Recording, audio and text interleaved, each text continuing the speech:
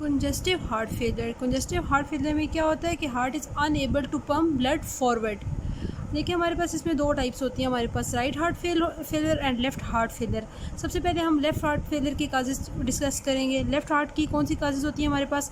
Ischemia हो सकता है हमारे पास। हाइपरटेंशन में क्या होता है कि यही जो लेफ़्ट वेंट्रिकल होता है ना, लेफ़्ट हार्ट के लेफ़्ट वेंट्रिकल, उसकी हाइपरट्रोफी हो जाती है, जिसकी वजह से वो फॉरवर्ड ब्लड लंग्स की तरफ फॉरवर्ड ब्लड बॉडी की तरफ पुश नहीं कर सकता।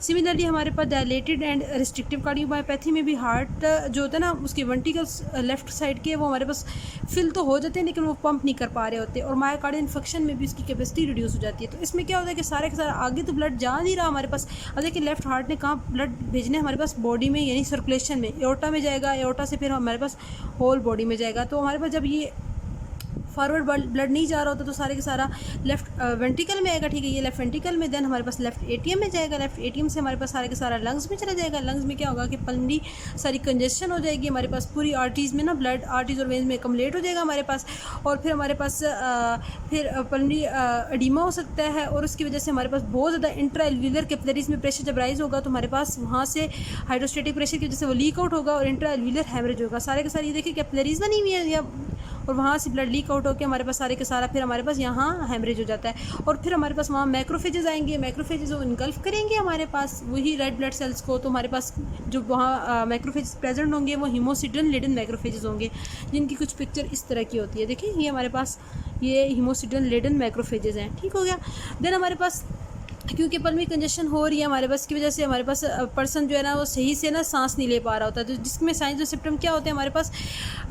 डिस्निया होता है हमारे पास, शॉर्टनेस ऑफ ब्रेथ हो जाती है हमारे पास। सेकंड हमारे पास क्या होता है? हमारे पास ऑर्थोपनिया होता है, orthopnoea and paroxysmal nocturnal dyspnea। इसमें क्या होता है कि जब पर्सन फ्लैट लाई करा होता है, जिसकी वजह से हमारे पास इंक्रीज वीनस रिटर्न होता है हमारे पास दोबारा, और जिसकी वजह से हमारे पास पेशेंट को ना डिस्निया जो है वो इंक्रीज़ हो रहा होता है। उसके अलावा हमारे पास जब स्टेथोस्कोप लगा के आप सुनेंगे तो हमारे पास लंग फील्ड में क्या होंगे? क्रैकल्स होंगे, ठीक है, क्रैकल्स लंग फील्ड में होंगे। उसके अलावा हमारे पास क्या होता है कि अब देखिए ना ब्लड आगे जा नहीं रहा तो आगे ऑर्गन्स में भी नहीं जा रहा था। सिमिलरली जब किडनी पे ब्लड जो होता है वो रिड्यूस होता है हमारे पास, जब रिड्यूस ब्लड फ्लो किडनी में होगा तो वहाँ हमारे पास जे सिस्टम एक्टिवेट हो जाता है। जे सिस्टम एक्टिवेट हो गया वो रेनन को एक्टिवेट करवाएगा, रेनन एंजियोटेंसिन अल्डोस्टेरोन मैकेनिज्म एक्टिवेट हो जाएगा, जिसका फंक्शन क्या होता है? बेसिकली सोडियम और वाटर की रीअब्जॉर्प्शन होती है। जब सोडियम और वाटर रीअब्जॉर्ब होगा तो हमारे पास क्या होगा?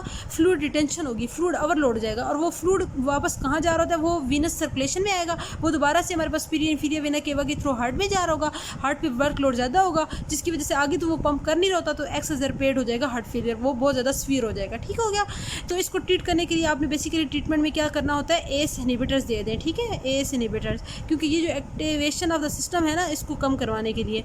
बाकी और भी ट्रीटमेंट्स हैं लेकिन अभी हम सिर्फ यहाँ पैथोलॉजी डिस्कस कर रहे हैं। सेकंड हमारे पास राइट साइडेड हार्ट फेलियर क्या होता है? इसके काजेज़ क्या होते हैं?